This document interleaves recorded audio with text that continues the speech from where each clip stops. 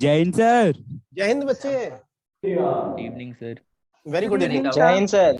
जय हिंद बच्चे, जय good Hind. Evening sir. Good sir evening. एक डाउट था, आपने लास्ट क्लास में बताया था कि बॉइलिंग इनवर्सली प्रोपोर्शनल होता है वॉलेटिलिटी के।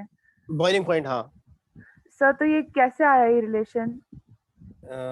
बच्चे एक बात बताओ, वॉलेटिलिटी किसकी ज्यादा होगी? सर एक बार ऑर्डर ऑफ रिड्यूसिंग नेचर बता दीजिए। बिल्कुल बच्चे, अभी आदित्य बताता हूँ। बच्चे एक चीज समझो, किसी सब्सटेंस को वॉलेटाइल होने के लिए उसके पार्टिकल्स में फोर्स ऑफ अट्रैक्शन क्या होना चाहिए, ज्यादा या कम? सर कम होना चाहिए। कम होना चाहिए। कम होना चाहिए। तो अगर इंटरमोलिकुलर फोर्स ऑफ अट्रैक्शन कम होगा तो बॉइलिंग पॉइंट क्या होगा? बॉइलिंग पॉइंट भी कम होगा। तो अगर बॉइलिंग पॉइंट बढ़ेगा तो वॉलेटिलिटी बढ़ेगी, घटेगी, घट जाएगी ना। सर लेकिन फोर्स ऑफ अट्रैक्शन कम है तो पार्टिकल वॉलेटाइल भी तो होगा ही ना। बच्चे एक चीज सोचो, अगर फोर्स ऑफ अट्रैक्शन कम है तो ज्यादा वॉलेटाइल है। हाँ सर। और बॉइलिंग पॉइंट क्या है, लो। हाँ तो वॉलेटिलिटी ज्यादा है, बॉइलिंग पॉइंट क्या है, कम है, तभी तो है ना। Yes sir. तो बॉइलिंग पॉइंट ज्यादा होगा तो वॉलेटिलिटी कम हो जाएगी या नहीं? Yes sir. तो रेसिप्रोकल रिलेशन देखने को मिल रहा है। Yes sir. सर और एक और डाउट था, कोवेलेंट रेडियस और आयनिक रेडियस किसी एलिमेंट में हम देखते हैं। हाँ। तो सर ये उसके मतलब एलिमेंट, किसी एलिमेंट की कोवेलेंट रेडियस को कैसे देखेंगे अगर वो कोवेलेंट बॉन्ड नहीं बनाता होगा तो? जैसे कौन सा एलिमेंट कोवेलेंट बॉन्ड नहीं बना रहा है? सर जैसे लिथियम बनाता है कोवेलेंट बॉन्ड, इसलिए हम उसकी कोवेलेंट और आयनिक रेडियस दोनों देख सकते हैं। हाँ। बट सपोज फ्लोरीन नहीं, मतलब कोई सपोज कोई एलिमेंट है जो कोवेलेंट बॉन्ड नहीं बनाता, तो उसकी कोवेलेंट रेडियस नहीं देखेंगे ना? नहीं देख सकते बच्चों। 3-4 अलग अलग रेडियस देखते हैं हम। Covalent radius, ionic radius, van der Waals radius, ये भी देखते हैं ना। Yes sir. और एक मेटेलिक रेडियस भी होती है, मेटेलिक बॉन्ड लेंथ का हाफ जो होता है। Okay sir. बच्चे धीरज, कल की एक्स्ट्रा क्लास नहीं हुई थी बच्चे, कोई एक्स्ट्रा क्लास नहीं। क्वेश्चन पूछना था। हाँ पूछो बच्चे। सर वो बेसिसिटी का ऑर्डर था ना हाइड्रेट्स का। हाँ हाइड्राइड का बेसिसिटी का ऑर्डर था बच्चे। सर ये पूछना है सर, जैसे उसकी इलेक्ट्रोनेगेटिविटी सबसे ज्यादा होती है नाइट्रोजन की। हाँ। सर उसकी बेसिसिटी सबसे ज्यादा कैसे होगी? नाइट्रोजन की बेसिसिटी सबसे, इलेक्ट्रोनेगेटिविटी सबसे ज्यादा होती है, तो उसकी बेसिसिटी सबसे ज्यादा कैसे होगी? अमोनिया के केस में ना, अमोनिया के केस में ना। Yes sir. अजय बच्चे एक मिनट मैं एक एक करके आपके डाउट ले सकता हूँ। अभी आपने से किसी ने एक और ने भी कोई क्वेश्चन टाइप किया था, वो स्क्रॉल ऊपर हो चुका है। मैं एक एक करके बता सकता हूँ। बच्चों एक चीज समझो, मैं क्या कह रहा हूँ कि मेरे पास एक एटम ऐसा है जिसका साइज छोटा है। एक एटम ऐसा है जिसका साइज छोटा है और एक एटम ऐसा है जिसका साइज बड़ा है। दोनों के पास एक लोन पेयर अवेलेबल है। तो लोन पेयर के लिए अवेलेबल सरफेस जो है वो स्मॉल एटम में अवेलेबल ज्यादा अवेलेबल है या लार्ज एटम में ज्यादा अवेलेबल है? लार्ज में। तो किसी यूनिट एरिया पर लोन पेयर की या इलेक्ट्रॉन पेयर की या नेगेटिव चार्ज की डेंसिटी किस में ज्यादा होगी? छोटे वाले में। और जिस पर नेगेटिव चार्ज की डेंसिटी ज्यादा होगी वो अपनी डेंसिटी को दूसरे को ट्रांसफर आसानी से कर सकता है, जिस पर डेंसिटी कम है वो आसानी से ट्रांसफर करेगा। छोटा वाला जिस पर ज्यादा है। तो नाइट्रोजन के पास, NH3 के पास स्मॉल साइज है, नेगेटिव चार्ज डेंसिटी ज्यादा है, तो ये अपनी चार्ज डेंसिटी को इजीली ट्रांसफर कर सकता है। तो बेसिक स्ट्रेंथ क्या होगी? ज्यादा होगी। क्लियर है बच्चे? तो नीचे मेटेलिक कैरेक्टर भी तो बढ़ रहा है ना। हाँ तो मेटेलिक कैरेक्टर का इससे क्या लेना देना है बच्चे? तो मेटल भी इलेक्ट्रॉन लूज करते तो आसानी उससे भी तो कह सकते हैं। अरे यार कंपाउंड की बात कर रहे हैं, अमोनिया की और BH3 को कंपेयर कर रहे हैं ना हम। तो हाइड्राइड को कंपेयर कर रहे हैं ना। यस सर, समझ में आया। एलिमेंट के हाइड्राइड्स को कंपेयर कर रहे हैं, एलिमेंट को कंपेयर नहीं कर रहे हैं ना। Yes sir.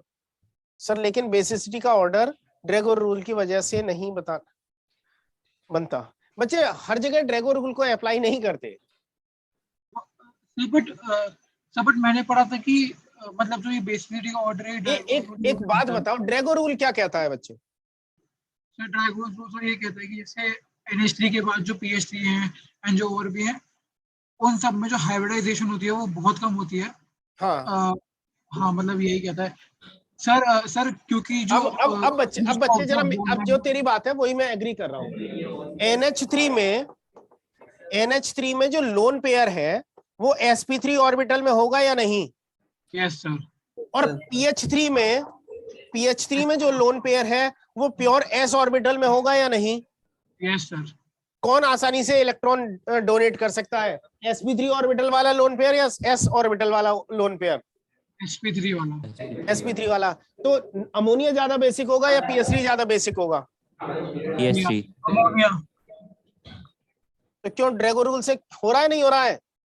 हाँ सर सर मैं यही तो कह रहा था कि मतलब वो ड्रैगोस रूल की वजह से तो बनता है बेसिसिटी का ऑर्डर। बच्चे ऐसा है ना, किसी भी क्वेश्चन के बहुत अलग अलग डायरेक्शन से हम सॉल्यूशन दे सकते हैं, आंसर कर सकते हैं। तो हमारा ऑब्जेक्टिव ये नहीं है कि ड्रैगो रूल से एक्सप्लेन करें। ड्रैगो रूल भी क्या है, कुछ जो हमने एक्सपेरिमेंटल रिजल्ट देखे, उन्हीं रिजल्ट के बेसिस पर हमने कुछ लॉज कंक्लूड किए हैं। Yes sir. तो वो लॉज किसी ऑब्जर्वेशन के बेस पर बनी है ना, इसीलिए। ठीक है सर। ओके बच्चे। सर वो स्टीरियो सर आपको चैट पे क्वेश्चन भेजा है। बच्चे दोबारा भेज दोगे, वो कॉपी पेस्ट कर दोगे दोबारा? सर हाँ जो केमिस्ट्री का ग्रुप बना है सर, आप उसमें है ना? हाँ बच्चे मैं हूँ। Okay sir. 1 ब्रोमो बच्चे एक सेकंड, गुंजन ने एक क्वेश्चन भेजा है बच्चे, जरा मैं उस क्वेश्चन को देख लेता हूँ जरा। क्या लिखा है बच्चे? 1 bromo ethyl, 1 bromo ethyl cyclopentane. ये बच्चों कौन से ग्रुप में कौन से सेंटर पर बातें चल रही हैं? नोएडा सेंटर। चर्चा बाद में कर लेना बच्चों। React with moist Ag2O।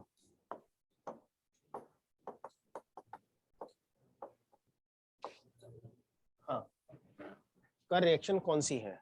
Sir chemistry का ग्रुप कौन सा है? अदिति बच्चे आई थिंक सारे बच्चे ऐड हो गए नहीं, अभी कोई बच्चा रह गया है? सर फिजिक्स के ग्रुप पे लिंक थी।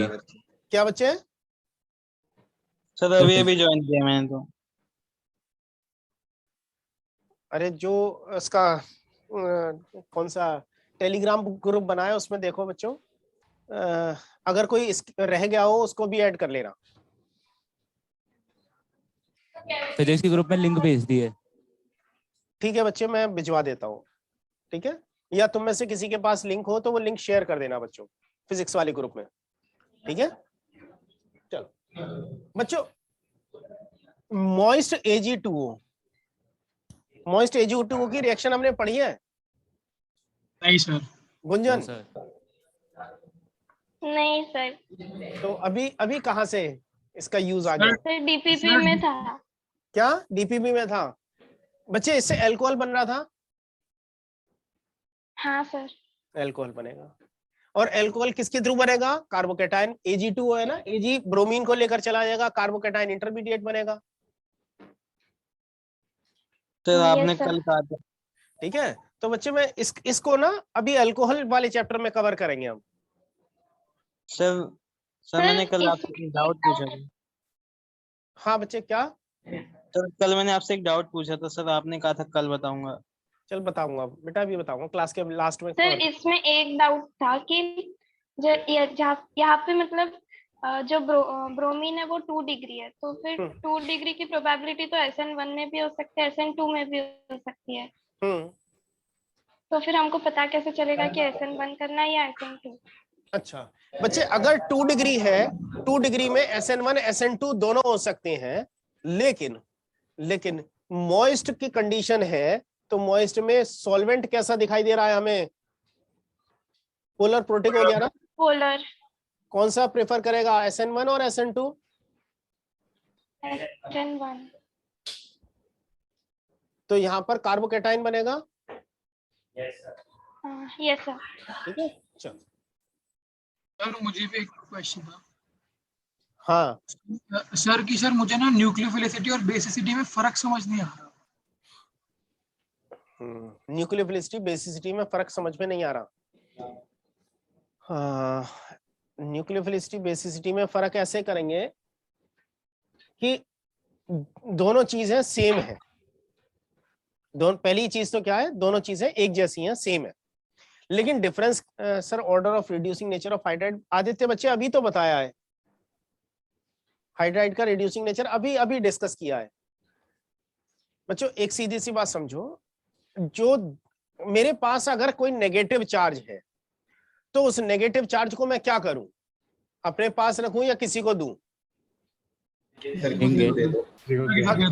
अगर मेरे पास, अगर सीधी सी बात मेरे पास बहुत सारे रुपए हैं तो उस बहुत सारे रुपए को अपने पास रखूं या कहीं और किसी और को ट्रांसफर कर दूं?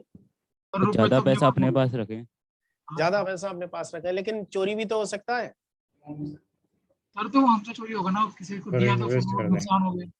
तो मैं क्या कर सकता हूँ, उसे बैंक में डिपॉजिट कर सकता हूँ, बैंक में ट्रांसफर कर सकता हूँ, अपने पास तो नहीं रखा। No sir. किसी को जरूरत है उस पैसे को मैं इंटरेस्ट पर दे सकता हूँ, उससे पैसा कमाऊंगा। Yes sir. या किसी और बिजनेस में इन्वेस्ट कर सकता हूँ जिससे कुछ और काम कर सकूं। Yes sir. ठीक है। या एक तरीका ये भी है, मेरा कोई दोस्त है उसको हेल्प की जरूरत है, मैं उसको हेल्प कर दूं। Yes sir. या ये भी हो सकता है मुझसे कोई स्टूडेंट कहे कि सर पार्टी दे दो, मैं मना कर दूं। Yes sir. तो मेरे पास बहुत सारे ऑप्शन है ट्रांसफर करने के। ठीक है। अब मैं किसे पहले ट्रांसफर करूंगा? सबसे अच्छा फायदा चीज तो ये होगी ना, वहां फायदा अप्रोच करूंगा जहां से मुझे ज्यादा फायदा मिलेगा। जल्दी पैसा मुझे मल्टीप्लाई होकर मिले, वहां इन्वेस्ट करूंगा ना, जिधर फायदा मिलेगा। अगर कोई एटम या चार्ज ऐसा है, फॉर एग्जांपल मैं बात करता हूं, मेरे पास NH2 माइनस है, तो ये इलेक्ट्रॉन पेयर डोनर है या नहीं? अगर ये H प्लस आयन से जुड़ेगा तो NH3 बना लेगा या नहीं? जब ये H प्लस से जुड़ रहा है तब ये किस तरह से काम कर रहा है? As base. ठीक है। और अगर मेरे पास CH3 प्लस है, कार्बोकैटायन है, उस पर ये अटैक करे तो क्या बना लेगा? CH3NH2 बना लेगा, मिथाइलअमीन। तो अगर ये इलेक्ट्रॉन डेफिशिएंट एटम पर अटैक कर रहा है तब ये क्या होगा? अब समझ में आ गया बच्चे कैसे पता लगाएंगे न्यूक्लियोफाइल है और बेस है? Yes sir. सर SNI बच्चे SN1 में तुमने सही पढ़ा है, वो मैं उसकी मैकेनिज्म नेक्स्ट टाइम में जब शुरू करूंगा ना ऑर्गेनिक वाला पार्ट, उसमें दोबारा डिस्कस करूंगा। सर मतलब कॉपी में गलत लिखी है। हाँ बच्चे, वो एक गलती हो गई है, वो मैं करेक्शन कराऊंगा। सर तो OH माइनस आयन न्यूक्लियोफाइल की तरह कंसीडर करें या बेस की तरह? अगर H प्लस लेकर जा रहे हैं तो बेस, अगर इलेक्ट्रॉन डेफिशिएंट सेंटर पर अटैक कर रहे हैं तो न्यूक्लियोफाइल। क्या बच्चे?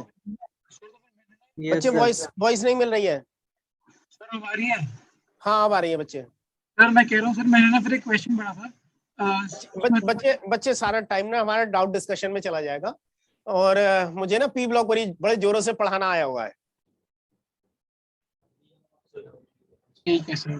सर एक सवाल था, कॉन्फ़िगरेशन को हम सर स्टेबल कब बता सकते हैं? मतलब इलेक्ट्रॉनिक कॉन्फ़िगरेशन हमारा सबसे स्टेबल कैसे होगा? जब पोटेंशियल एनर्जी सबसे कम हो।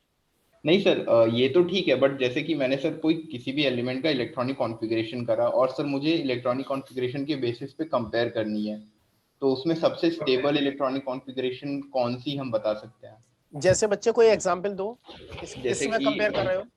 जैसे कि सर सोडियम, एल्यूमिनियम और मैग्नीशियम में सर मेरे को आयनाइजेशन पोटेंशियल कंपेयर करना था। सोडियम, मैग्नीशियम, एल्यूमिनियम, इन तीनों को कंपेयर करना है। हाँ सर, अगर मैं सर इसमें डायरेक्ट साइज का फैक्टर लगाता हूँ तब तो सर आयनाइजेशन पोटेंशियल जो है सर वो एल्यूमिनियम के लिए सबसे ज्यादा होगा।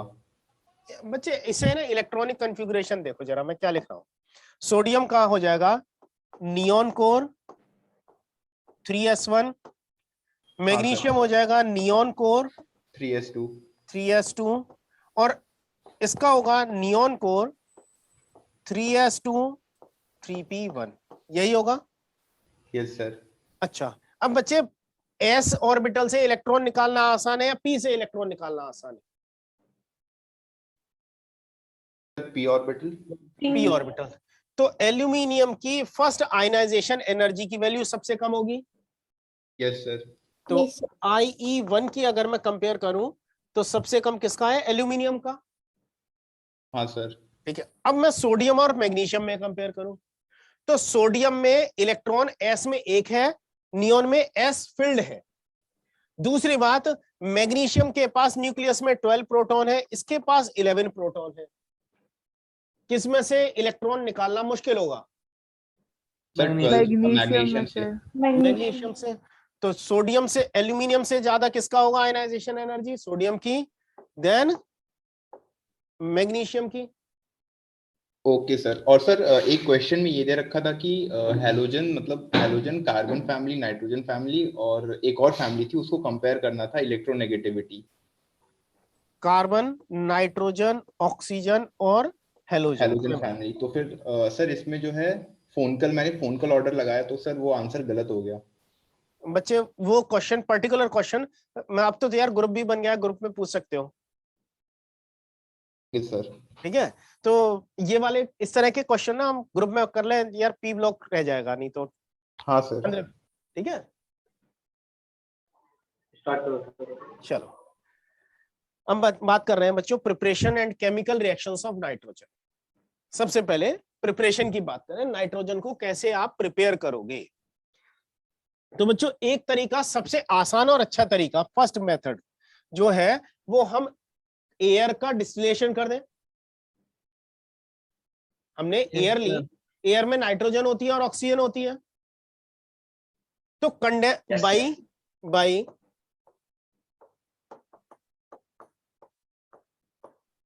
डिस्टिलेशन ऑफ कंडेंस्ड एयर कह सकता हूं बच्चों। ये इंडस्ट्रियल मेथड है, जब हमें बल्क में नाइट्रोजन चाहिए, ज्यादा मात्रा में नाइट्रोजन चाहिए, तो हमने कंडेंस्ड एयर का डिस्टिलेशन कर दिया, तो नाइट्रोजन अलग हो जाएगी और ऑक्सीजन अलग हो जाएगी। Yes sir. अच्छा, अब बच्चों एक चीज बताना, आपने 11th क्लास में वो पढ़ा हुआ गैसियस स्टेट। तो एक फैक्ट हम याद रखते हैं कि जो गैसेस इजीली लिक्विफाई हो सकती हैं वो आसानी से कंडेंस भी हो सकती हैं। Yes sir. या एक साथ में हम ये भी कहते हैं जो इजीली लिक्विफाई हो सकती हैं उनकी वाटर में सॉल्युबिलिटी भी ज्यादा हो सकती है। तो अगर मेरे पास कार्बन डाइऑक्साइड और नाइट्रोजन है तो कौन जल्दी कंडेंस होगी? नाइट्रोजन। वाटर में नाइट्रोजन की सॉल्युबिलिटी ज्यादा है या कार्बन डाइऑक्साइड की? Carbon dioxide. Sir carbon dioxide. जिसकी सॉल्युबिलिटी ज्यादा है उसकी वो आसानी से कंडेंस भी हो सकती है। Yes sir. तो CO2 की सॉल्युबिलिटी ज्यादा है तो CO2 सबसे पहले कंडेंस हो जाएगी। यस। तो CO2 कंडेंस हो गई, उसे हटा दिया। अब बचे नाइट्रोजन और ऑक्सीजन, मेन इन कंपोनेंट तो यही बचे ना एयर के। अब इन दोनों को कंडेंस किया, इसमें नाइट्रोजन का बॉइलिंग पॉइंट और ऑक्सीजन का बॉइलिंग पॉइंट क्या बराबर होगा या अलग अलग होगा? अलग अलग होगा सर। तो अगर इन्हें डिस्टिलेशन कर दिया जाए तो हमें नाइट्रोजन अलग मिल जाएगी, ऑक्सीजन अलग मिल जाएगी। तो डिस्टिलेशन ऑफ कंडेंस्ड एयर करके हम नाइट्रोजन का प्रिपरेशन कर सकते हैं। इंडस्ट्रियल या मैन्युफैक्चर की बात करें, बल्क में बनानी हो। ठीक है, अब बच्चों इसमें एक चीज समझना, अगर मैंने इसे कंडेंस किया एयर को तो CO2 पहले ही निकल चुकी थी, अब मैंने नाइट्रोजन और ऑक्सीजन को सेपरेट कर लिया। क्या इस तरीके से हम ऑक्सीजन बना सकते हैं या नहीं? एयर से ऑक्सीजन अलग कर सकते हैं ना? तो इसी मेथड को बच्चों, इसी मेथड को यूज किया जा रहा था जब कोविड टाइम में ऑक्सीजन की डिमांड बढ़ी थी। लेकिन प्रॉब्लम क्या थी? ऑक्सीजन की डिमांड पूरी इसलिए नहीं हो पा रही थी क्योंकि हमारे पास वो कंटेनर नहीं थे जिनमें ऑक्सीजन ट्रांसफर की जा सके। ऑक्सीजन को एयर से अलग करना प्रॉब्लम नहीं है, उसे ट्रांसफर करना ट्रांसपोर्टेशन इश्यू था। चलो एक कोविड से रिलेटेड फैक्ट मैंने तुम्हें बता दिया। दूसरा, अब बात करते हैं बच्चों chemical method of preparation. Next बात कर रहे हैं बच्चों केमिकल मेथड ऑफ प्रिपरेशन की। अब बच्चों केमिकल मेथड में सबसे पहले हम क्या देखते हैं, अगर मैं किसी एजाइड को ले लूं, किसकी बात कर रहा हूं बच्चों, चलो एजाइड, मेटल एजाइड, एजाइड का फॉर्मूला क्या होता है बच्चों, N3 minus N3 होते हैं, -1 चार्ज होता है। तो अगर मैं एजाइड को हीट कर दूं, for example BaN3 whole twice, ये ले सकता हूं, और अगर मैं इसको हीट कर देता हूं तो ये क्या होगा, डिकम्पोज कर जाएगा और क्या बनाएगा, बेरियम मेटल मिल जाएगी और साथ में नाइट्रोजन गैस मिलेगी। और इस रिएक्शन का बहुत ज्यादा यूज किया जाता है for preparation of ultra pure nitrogen. बहुत प्योर नाइट्रोजन अगर हमें बनानी है, अल्ट्रा प्योर नाइट्रोजन बनानी है, उसके लिए हम मेटल एजाइड को यूज करते हैं बच्चों। ठीक है सर, अजाइड क्यों नहीं मिला सर, नाइट्रोजन गैस ही क्यों मिली? क्या बच्चे, रिएक्शन में सर N2 की जगह सर N3 माइनस क्यों नहीं मिला? N3 माइनस क्यों नहीं मिला? Yes sir. बच्चे ये हमने डिसॉल्व करा है या तोड़ा है? तोड़ा है बच्चे, तोड़ा है। अगर मैं डिसॉल्व करूंगा तभी तो आयन सेपरेट होंगे। Okay sir. भाई अगर मैं पानी में डिसॉल्व करूंगा तो सॉल्ट के आयन सेपरेट होते हैं ना। Yes sir. तो तब ये सेपरेशन होता, अदरवाइज डिकम्पोजिशन हो रहा है। ठीक है। दूसरा मेथड, दूसरा बच्चों लेबोरेटरी मेथड है, लैब मेथड। सर अजाइड का दूसरा मेथड नहीं नाइट्रोजन, अच्छा ये तीसरा थर्ड मेथड हो जाएगा बच्चों। केमिकल मेथड सेकंड है, वैसे नाइट्रोजन के प्रिपरेशन का थर्ड मेथड है, लेबोरेटरी मेथड। मैंने लिया NaNO3 प्लस NH4Cl। बच्चों NaNO2 प्लस NH4Cl। NaNO2 क्यों लिया बच्चों, क्योंकि ये NH4Cl के साथ रिएक्ट करके क्या बना लेगा, NH4NO2 और साथ में NaCl अलग हो गया। इस कंपाउंड का नाम क्या है बच्चों, अमोनियम नाइट्राइट। नाइट्रेट नहीं बच्चे, नाइट्राइट, अमोनियम नाइट्राइट। बच्चों ये अमोनियम नाइट्राइट अनस्टेबल है, डिकम्पोज कर जाएगा। डिकम्पोज, थोड़ा सा गर्म किया, डिकम्पोज कर गया, जितना हाइड्रोजन है वो ऑक्सीजन के साथ चला जाएगा, ट्वाइस H2O, प्लस जितने नाइट्रोजन थे वो निकल जाएंगे, N2। नाइट्रोजन मिल गई। क्लियर है बच्चों? Yes sir. फोर्थ मेथड, हमने लिया NH4 whole twice Cr2O7, that is ammonium dichromate।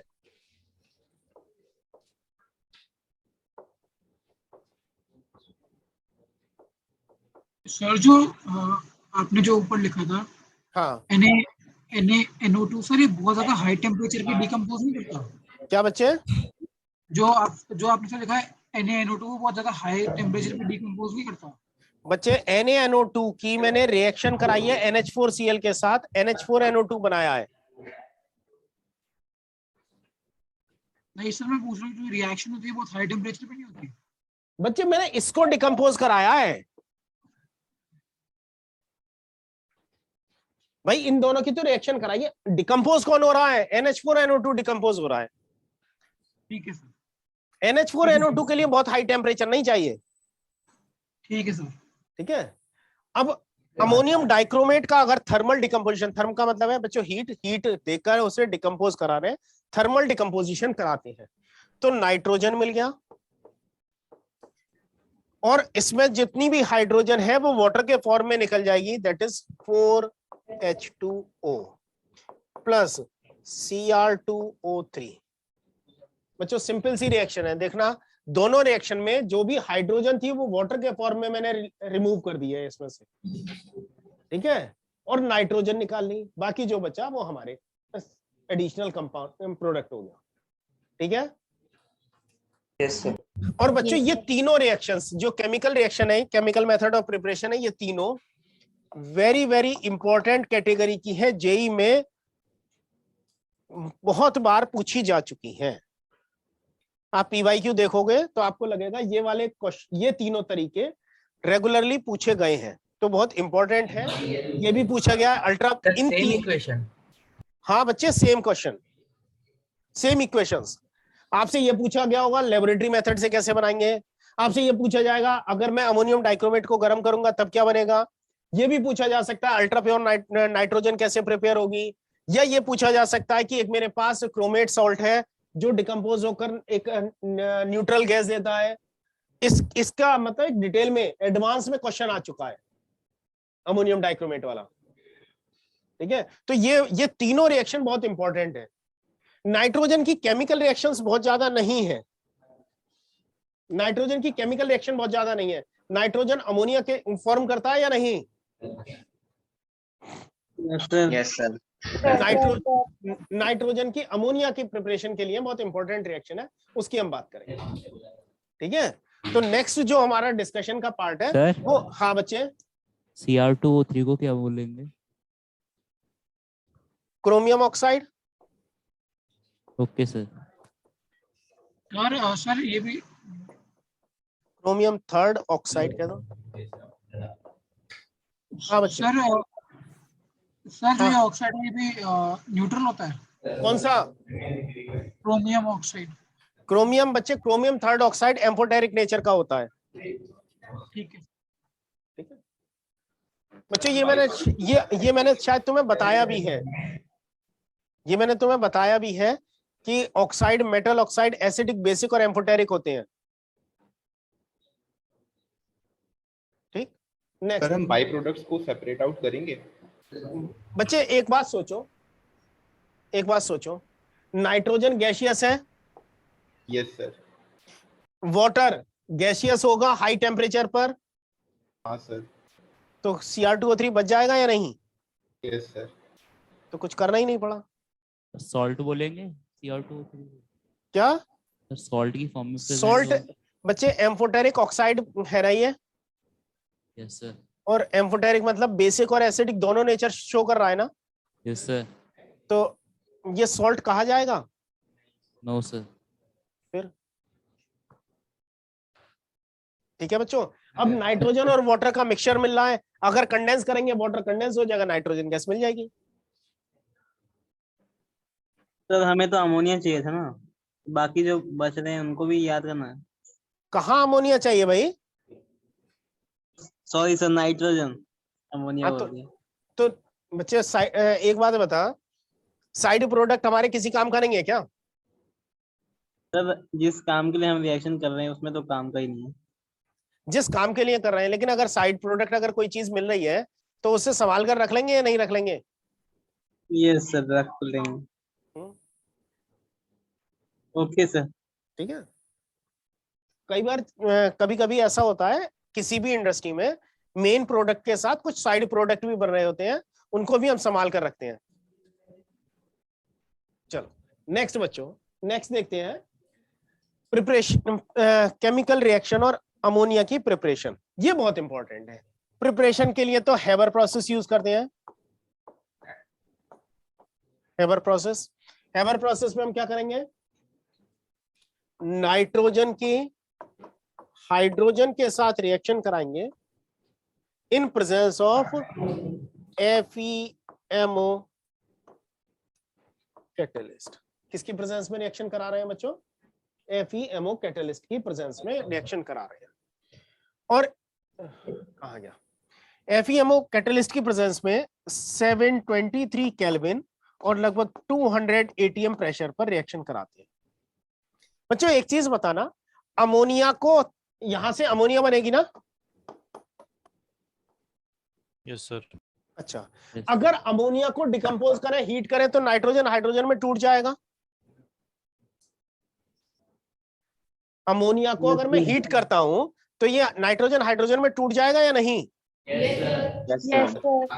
ये वाली प्रोसेस अमोनिया का डिकम्पोजिशन एंडोथर्मिक होगा ना? यस तो ये वाली प्रोसेस कैसी होगी, एंडोथर्मिक या एक्सोथर्मिक? एक्सोथर्मिक। एक्सोथर्मिक। और एक्सोथर्मिक प्रोसेस हम हाई टेम्परेचर पर कराना पसंद करते हैं या लो टेम्परेचर पर?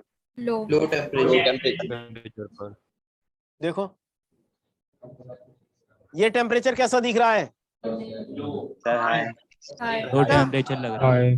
हाई टेम्परेचर लग रहा है, 450 डिग्री सेल्सियस है, बहुत हाई टेम्परेचर है।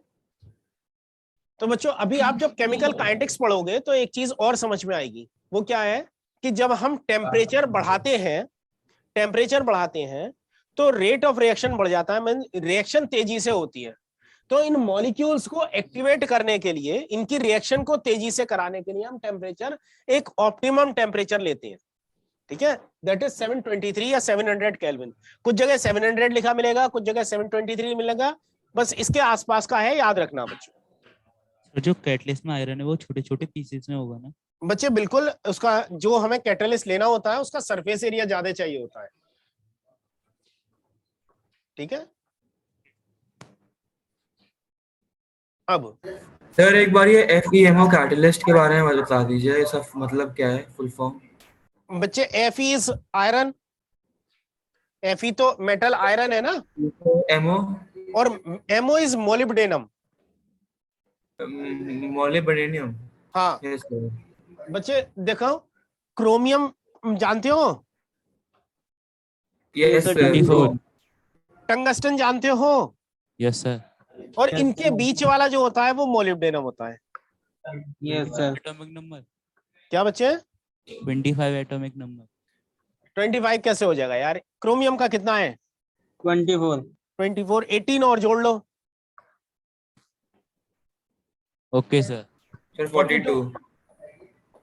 42 एटॉमिक नंबर है मोलिब्डेनम का, ठीक है। तो आयरन मोलिब्डेनम कैटलिस्ट यूज करते हैं, ठीक। नेक्स्ट बच्चों, ये तो हमारी हो गई प्रिपरेशन कैसे करें अमोनिया की। दूसरा NH2CO। सर हमने कैटलिस्ट क्यों यूज किया, हम टेम्परेचर तो दे ही रहे हैं। क्या बच्चे? हमने कैटलिस्ट क्यों यूज किया, हमने 723 केल्विन टेम्परेचर तो दिया ही है वैसे। हाँ बच्चे, अगर कैटलिस्ट यूज नहीं करते तो शायद हमें कुछ और हायर कंडीशंस लगानी पड़ती। अच्छा, तो हमने उनको ऑप्टिमाइज करने के लिए, सस्ते में काम चलाने के लिए कैटलिस्ट यूज कर लिया, ठीक है। Yes sir. चलो दूसरा है बच्चों, इस कंपाउंड का नाम पता है आपको? यूरिया। Very good, urea. अगर यूरिया को बच्चों पानी में मिला दिया जाए तो क्या बनेगा? खाद बन जाती है। क्या? खाद बन जाती है। अरे ये तो यूरिया तो खुद ही खाद होता है बच्चे। NH3 नहीं बच्चे, ये कन्वर्ट हो जाएगा NH4 होल ट्वाइस CO3 में। NH4 whole twice CO3। NH4 whole twice CO3 का नाम क्या होगा? Ammonium carbon. Ammonium carbonate. और अमोनियम कार्बोनेट जब डिकम्पोज होगा तो क्या देगा?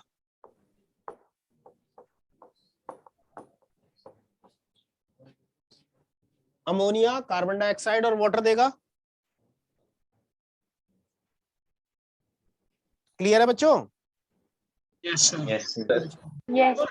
तो गरीब किसान क्या करते हैं, उन्हें पौधे उगाने हैं अपने फार्मिंग के लिए, तो उन्होंने क्या करा, यूरिया को जमीन में डाल दिया। यूरिया डाल दिया तो वहां पर खेत में मॉइस्चर भी होगा ना, ह्यूमिडिटी होगी।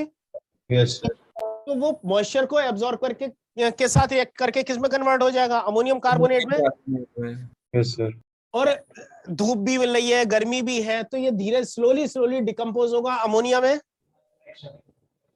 अब ये जो यूरिया है जो ऊपर स्प्रिंकल किया गया था, जब ये अमोनियम कार्बोनेट में पानी में डिसॉल्व होकर हो जाएगा तो अंदर परकोलेट कर जाएगा या नहीं? कर जाएगा। कर जाएगा। अगर ये अंदर क्या सर NH3 परकोलेट करेगा ना? अरे अमोनियम कार्बोनेट जा रहा है ना यार, sorry yes sir, ammonium carbonate जा रहा है और नीचे जाकर अमोनियम कार्बोनेट क्या कर रहा है, डिकम्पोज कर जा रहा है। यहां पर इसकी रूट्स के पास अमोनियम कार्बोनेट क्या कर रहा है, डिकम्पोज कर रहा है। क्या देगा, अमोनिया गैस देगा। Yes sir. और प्लांट को क्या चाहिए अपनी ग्रोथ के लिए, अमोनिया।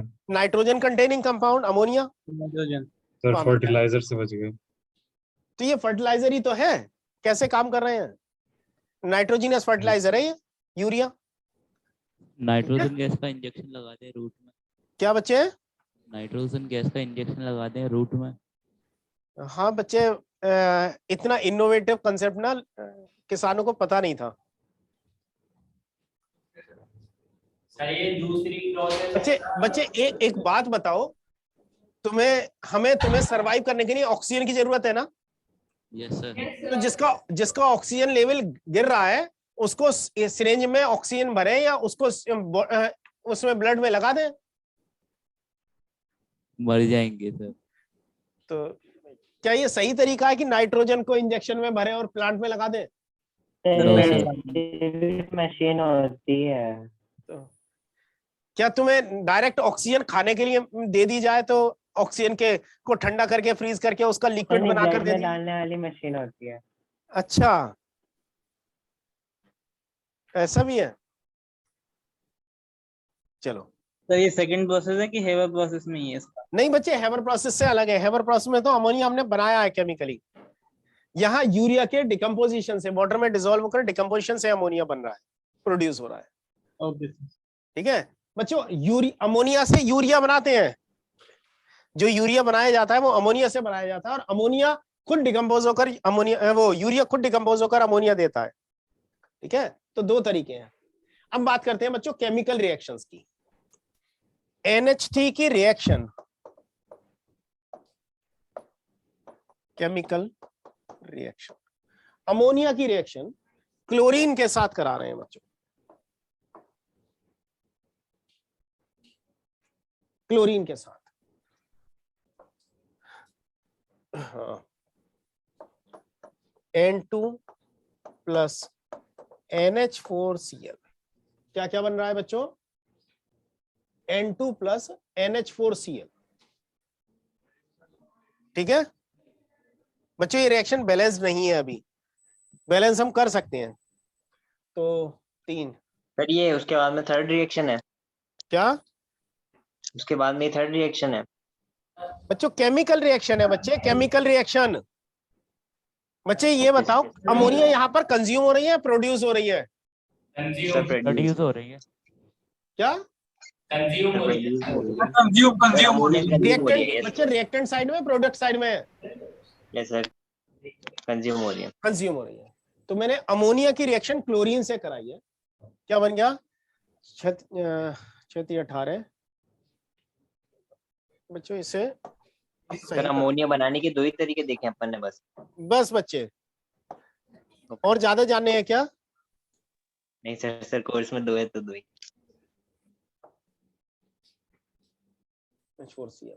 और यहाँ पर कितने हो गए, 3Cl। सर ये मेथड फिर हमने प्रिपरेशन ऑफ नाइट्रोजन में क्यों नहीं देखा? अरे यार भाई कैसी बात कर रहे हो, ये क्या मैंने अंडरलाइन किया हुआ है, ये ऊपर क्या लिखा है, प्रिपरेशन ऑफ अमोनिया लिखा है, नहीं लिखा है? Yes sir. अब इसे मैं अमोनिया की प्रिपरेशन कहूं या नाइट्रोजन की केमिकल प्रॉपर्टी कहूं, बात एक ही और रहेगी या नहीं? यस भाई yes, अगर यहां पर देखो तो नाइट्रोजन कंज्यूम हो रहा है तो ये नाइट्रोजन की केमिकल प्रॉपर्टी हो गई। अगर यहां देखता हूं तो अमोनिया प्रोड्यूस हो रही है तो अमोनिया का प्रिपरेशन कहलाएगा। ठीक है यस। अच्छा, अब बच्चों जरा ये बहुत इंपॉर्टेंट रिएक्शन अब मैं लिख रहा हूं, सबसे ज्यादा एग्जाम में पूछी गई है, वेरी वेरी इंपॉर्टेंट कैटेगरी की है, एग्जाम में बहुत बार पूछी गई है। प्रीवियस ईयर पेपर उठाओ साथ में करते जाओ तो हमें लगेगा ये सारी रिएक्शन हमसे डायरेक्टली पूछी गई है। ठीक, लिमिटेड नंबर ऑफ रिएक्शंस है। देखो नाइट्रोजन और क्लोरीन का रेशो क्या देखने को मिल रहा है, वो सॉरी अमोनिया और क्लोरीन का, अमोनिया और क्लोरीन का रेशियो क्या देखा? 8:3। कौन ज्यादा लिया गया है? अमोनिया। अगर हम अमोनिया को एक्सेस में ले लेते हैं, अमोनिया को एक्सेस में ले लेते हैं, तो उससे भी तो नाइट्रोजन गैस मिल रही है। Yes sir. तो बच्चों अगर आपसे कुछ रिएक्शन दे दी जाए, which of the following reaction will not produce nitrogen, तो हमारे पास नाइट्रोजन प्रोड्यूस करने की कौन कौन सी रिएक्शन है? बेरियम एजाइड से है, अमोनियम नाइट्राइड से है, अमोनियम डाइक्रोमेट से है, और ये कौन सी देखी? अमोनिया से भी है, अगर हम क्लोरीन के साथ रिएक्शन कराते हैं, अगर अमोनिया एक्सेस में ली जाए तब। ये चारों मेथड से नाइट्रोजन बनेगी या नहीं? Yes sir. अब अगर इसका उल्टा कर दिया जाए, अगर इसका उल्टा कर दिया जाए,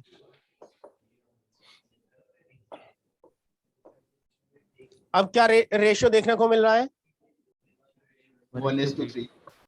अब कौन एक्सेस में है? क्लोरीन। क्लोरीन अगर एक्सेस में ले ली, then we get NCl3 plus 3HCl। बनेगा या नहीं? बनेगा। और ये NCl3 जो है ये एक्सप्लोसिव होता है।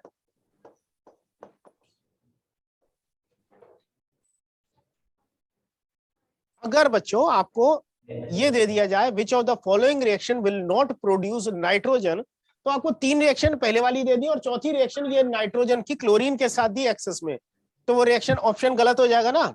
वहां पर नाइट्रोजन की जगह क्या मिलना है? NCl3 मिलना है। क्लियर है बच्चों?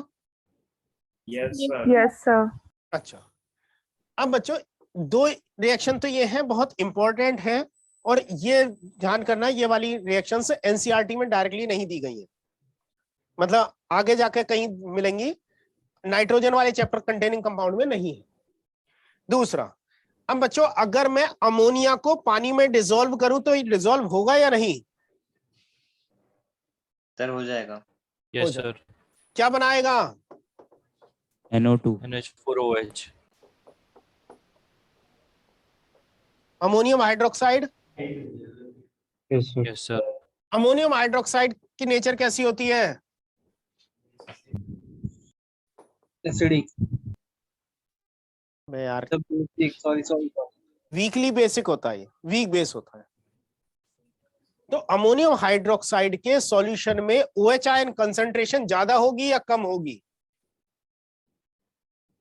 कम होगी सर। कम होगी। तो अमोनियम हाइड्रोक्साइड को हम क्वालिटेटिव एनालिसिस के लिए यूज करेंगे। किसके लिए यूज करते हैं हम? क्वालिटेटिव एनालिसिस, मेटल आयंस के आइडेंटिफिकेशन के लिए। ठीक है, तो अगर हम जिंक आयन को अमोनियम हाइड्रोक्साइड के साथ ट्रीट करते हैं, then we get white precipitate of zinc hydroxide. क्या मिल रहा है बच्चों हमें? अगर हम जिंक आयन को अमोनियम हाइड्रोक्साइड से ट्रीट करते हैं तो हमें व्हाइट प्रेसिपिटेट किसका मिल जाता है? अमोनियम जिंक हाइड्रोक्साइड का व्हाइट प्रेसिपिटेट। सर। हाँ बच्चे। सर ये अमोनियम हाइड्रोक्साइड किस लिए यूज करते हैं? अमोनियम हाइड्रोक्साइड किस लिए यूज करते हैं बच्चे? Qualitative analysis. मतलब बच्चे क्वालिटी और क्वांटिटी में समझ अंतर पता है? नहीं, मतलब क्वालिटेटिव किस तरीके की क्वालिटेटिव? क्वालिटेटिव बच्चे मेटल आयन आइडेंटिफिकेशन के लिए। ये आइडेंटिफाई करने के लिए कौन सा मेटल है, कौन सा मेटल आयन है। जैसे अगर आपको एक सॉल्ट दे दिया गया, क्या वो सॉल्ट में जिंक आयन है या नहीं, तो आप जिंक आयन को कैसे आइडेंटिफाई करोगे? अमोनियम हाइड्रोक्साइड से रिएक्ट कराई। अगर व्हाइट प्रेसिपिटेट मिल गया तो इसका मतलब है वहां पर जिंक आयन थे, अदरवाइज नहीं थे। सर ये सबके साथ में प्रेसिपिटेट से ही पता करेंगे कि बच्चे हम ना ऑब्जर्वेबल चेंज से पता करते हैं, किसी रिएक्शन से, कलर चेंज से, इवोल्यूशन ऑफ गैसेस से, इन कुछ तरीकों से हम पता करते हैं क्वालिटेटिव एनालिसिस में। हाँ बच्चे, इंपॉर्टेंट है बिल्कुल विक्रांत। बच्चे एनसीईआरटी में डायरेक्टली दिया हुआ है, एग्जाम में पूछा गया है। और एक चीज मैं आपको बार बार कह रहा हूं कि जो चीजें मैं बता रहा हूं उसके अलावा आपको एनसीईआरटी में कुछ एडिशनल चीजें और भी मिलेंगी। एक बार एनसीईआरटी पूरी गो थ्रू होना है, प्रॉपरली पढ़ना है। उसमें कुछ चीजें ऐसी हैं जो आपको रटनी पड़ेंगी, मैं आपको उन्हें याद करने का भी तरीका बता रहा हूं। जैसे अभी मैंने ये दोनों की रिएक्शन की बात की, ये रिएक्शन आपको देखने को मिलेंगी क्लोरीन पे, हेलोजन फैमिली में, लेकिन हमने यहाँ पर डिस्कस कर लिया है। यहाँ पर हमने देख लिया है कि NCl अगर क्लोरीन एक्सेस में है NCl3 बनेगा, अगर अमोनिया एक्सेस में है नाइट्रोजन गैस बनेगी। अगर कैसा क्वेश्चन पूछा जा सकता है ये भी हमने देख लिया है। क्लियर है बच्चों? Yes sir. अब बच्चों अगर जेई एडवांस की बात करूं तो एक रिएक्शन उसमें स्टेटमेंट में कहा जाता है इस तरह से, एक गैस बन रही है जिसकी पंजेंट स्मेल होती है, वो अगर क्लोरीन के साथ रिएक्शन करती है एक्सेस में तो इनर्ट गैस देती है, लेकिन अगर वो लिमिटेड अमाउंट में रिएक्ट करती है तो एक एक्सप्लोसिव बनाती है। उसका एक्वस मीडियम में नेचर बेसिक होता है, जो कि जिंक आयन के साथ या जिंक सल्फेट के साथ व्हाइट प्रेसिपिटेट देती है। आइडेंटिफाई दैट गैस, आपको 3-4 ऑप्शन दे दिए जाएंगे। ठीक है, जितनी रिएक्शंस मैंने बताई हैं, इन रिएक्शंस को ना कहकर मैंने उस पर बेस्ड एक कहानी सुना दी तुम्हें। ठीक है हार्दिक? बच्चे जिलेटिनियस व्हाइट कौन सा होता है हार्दिक? सर 10th क्लास में एक चैप्टर था क्वालिटेटिव एनालिसिस, उसमें पढ़े थे काफी व्हाइट, चौकी व्हाइट, जिलेटिनस व्हाइट। बच्चे वो ना केमिस्ट्री में ना बहुत बेवकूफ बनाने वाले नाम होते हैं इस तरह के। ठीक है, तो वो एक्चुअली जब हमारे पास ना कोई चार्ट हो, जैसे आप घर में व्हाइट वॉश कराते हो तो वो एक चार्ट देते हैं ना पेंट वाले कि इसमें देख लो कौन सा कलर करवाना है। Yes sir. तब उस चार्ट से कंपेयर करके हम फाइंड कर सकते हैं, अदरवाइज हम व्हाइट ही व्हाइट कह रहे हैं। कौन सा व्हाइट है ये इसके बारे में बात नहीं कर रहे। ठीक है सर। ठीक है, अब यहाँ पर बहुत सारे अलग अलग, जब क्वालिटेटिव एनालिसिस पढ़ेंगे तो वहां पर नाम आएंगे, crimson red, brick red, blood red, dark red, light red, purple red, rose red, कितने सारे रेड हो गए यार, कहाँ तक याद रखेंगे? तो हम रेड पर चलेंगे। ठीक है, यस सर। चलो नेक्स्ट। हाँ सर, अभी अपन क्वालिटेटिव एनालिसिस देखेंगे सबकी। नहीं बच्चे, क्वालिटेटिव एनालिसिस नहीं देख रहे हैं हम, अमोनिया की रिएक्शन देख रहे हैं। अमोनिया का किस किस के लिए, मेटल आयन के लिए यूज करने वाले हैं सर? अभी उन सब का यूज ही देखेंगे ना। अमोनिया का यूज देख रहे हैं बच्चे। अमोनिया का वाटर में सॉल्यूशन अमोनियम हाइड्रोक्साइड है, तो अमोनिया का यूज का है, अमोनियम हाइड्रोक्साइड का सॉल्यूशन में यूज का है, बात एक ही है। Okay sir. पंजेंट स्मेल किसकी होती है जो आपने भी सुना होगा बच्चे? अमोनिया की स्मेल बड़ी खराब सी फाउल स्मेल होती है। ठीक है सर। ठीक है, तो मैं कैसे बताऊं अमोनिया की स्मेल कहाँ मिलेगी? सड़ा हुआ अंडा। क्या? Rotten egg smell? Rotten egg smell बेटा H2S की होती है। हाँ सर, बड़ी खराब सी स्मेल होती है। एक बार सुन लिया था सर, लैब में सर पे चढ़ जाती है। हाँ सर बेहोश हो गया सर मैं। चलो अब जागता रहे। अगर हम Fe2+ आयन के साथ NH4OH ले लेते हैं तो बच्चों यहां पर मिलता है Fe2O3.XH2O। इसका कलर कैसा होगा? इस प्रेसिपिटेट का कलर बच्चों रेडिश ब्राउन, रस्ट वाला कलर होता है। ठीक है सर कैसा? Reddish brown. बच्चों रस्ट देखिए आपने, जंग देखी है लोहे पर जो लगती है? बस वही वाला, ये वही तो है, जंग का फॉर्मूला ही तो है बच्चों। चलो नेक्स्ट। ये .NH2 इसके साथ में .XH2O। Sir X is a variable number। Okay sir. ठीक है सर X 10 नहीं होता क्या बच्चे? X जो X है सर वो 10 नहीं होता। 10 नहीं बच्चे, 10 कहाँ, कैसे लगाओगे इतने सारे water molecule? Variable water of बच्चे ये वेरिएबल वाटर ऑफ क्रिस्टलाइजेशन होता है। थोड़ा सा वेरिएबल रहता है, इसलिए XH2O लिखकर छोड़ देते हैं। कुछ जगह X लिखा मिल जाएगा, कहीं आपको NH2O मिल जाएगा, परेशान मत होना, X और N वेरिएबल नंबर है। इसका कलर क्या बताया आपने? इससे पहले बस यही रिएक्शन बताइए बच्चे। बच्चों सर इसका कलर, बच्चों ये Fe3+ है क्या बच्चे? किससे पहले? सर इसका कलर Fe2O3 का ब्राउन बच्चे, brown colour. Okay sir. Sir इसका नाम क्या बताया आपने?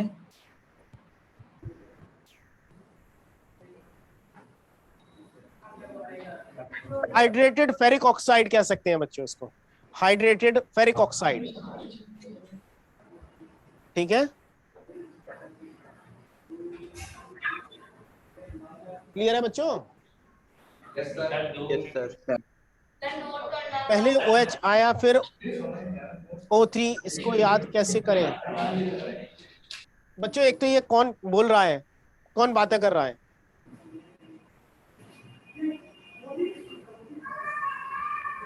उत्तम बच्चे, माइक ऑन है किसी का? हाँ बच्चे मैं वही देख रहा हूँ किसका माइक ऑन है। एक तो ये नोएडा वालों का माइक ऑन है, सेक्टर 4 वालों का माइक ऑन है। हाँ बच्चे, कौन सा O3 आया, क्या आ गया बच्चे? विक्रांत कौन सा पूछना है बच्चे? पहले OH आया फिर O3 आ गया। अच्छा ये वाला, ये OH आया और ये O3 आया, ये कैसे आया बच्चे? फेरिक हाइड्रोक्साइड बना, देखना FeOH होल थ्राइस बना। ये FeOH होल थ्राइस के फॉर्म में नहीं रहता, ये किस में कन्वर्ट हो जाता है? ट्वाइस Fe2O3 डॉट 3H2O लिख सकते हैं। FeOH होल थ्राइस को Fe2O3 डॉट 3H2O लिख सकते हैं या नहीं बच्चे? तो इसमें अगर वाटर मॉलिक्यूल और एक्स्ट्रा मिल जाए तो ये 3 ना रहकर वेरिएबल बन जाएगा, तो NH2O या XH2O लिख देते हैं, इस तरह से लिखते हैं। ठीक है, नेक्स्ट बच्चों बात करते हैं नाइट्रोजन के ऑक्साइड्स की, ऑक्साइड ऑफ नाइट्रोजन। तो नाइट्रोजन बच्चों 5 तरह के ऑक्साइड बनाता है।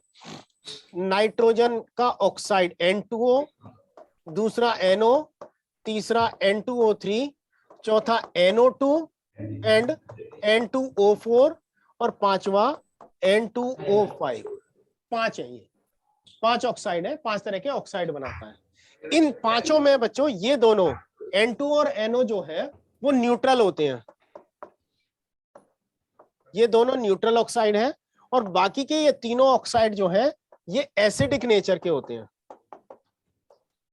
पहले दोनों न्यूट्रल, बाकी तीनों एसिडिक नेचर के ऑक्साइड होते हैं। ठीक है, लास्ट वाला कौन सा? सर एक बच गया ना, N2O4। अरे ये NO2 का डाइमर है ना। ओके सर, NO2 का डाइमर है बच्चे। अब इनके बच्चों देखो, सिंपल सी कहानी है, समझो। Nitrogen N2O, nitrous oxide. N2O का नाम क्या है बच्चों? नाइट्रोजन फर्स्ट ऑक्साइड कह सकते हैं, या इसको दूसरा नाम देते हैं नाइट्रस ऑक्साइड। बच्चों नोएडा सेक्टर 4 वालों अपना माइक बंद करो, तुम्हारी इको आ रही है।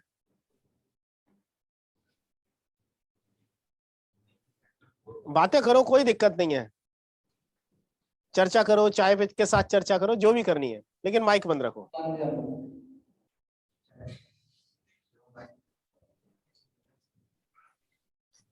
हाँ चलो, दूसरा NO को बोलते हैं बच्चों नाइट्रिक ऑक्साइड। नाइट्रिक ऑक्साइड बच्चों, यहीं पर मैं फैक्ट लिखता जा रहा हूं, आपको PDF शेयर करूंगा, उसमें आपको मिल जाएगा।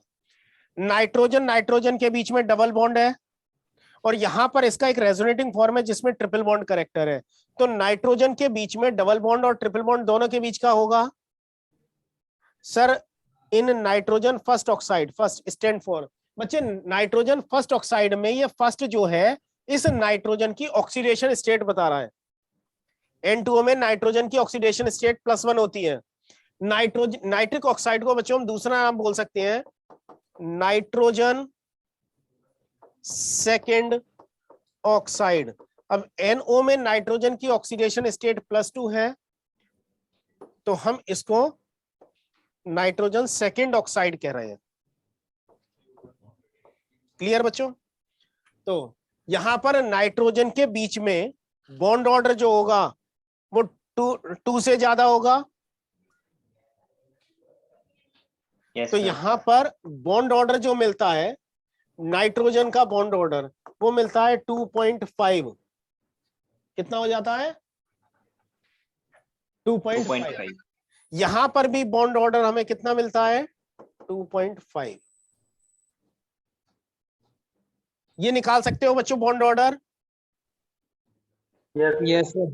भाई मॉलिक्यूलर ऑर्बिटल थ्योरी मौत के हिसाब से हम देखेंगे, ठीक है? मॉलिक्यूलर ऑर्बिटल थ्योरी से देखेंगे।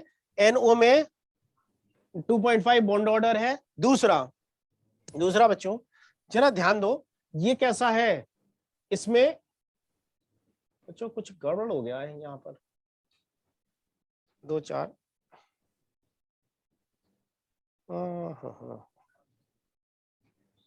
ये इधर गया।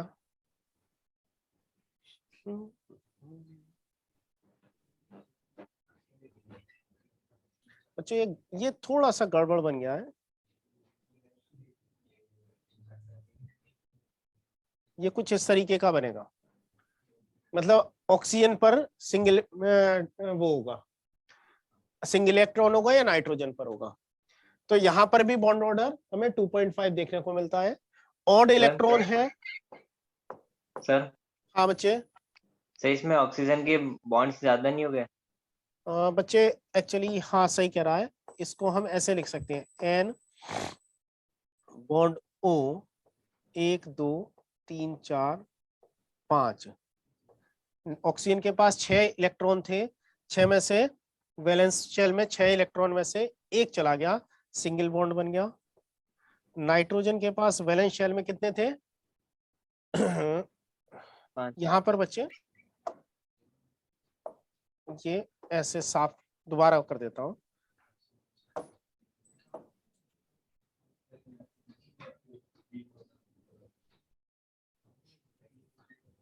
चार और 3 7 1 2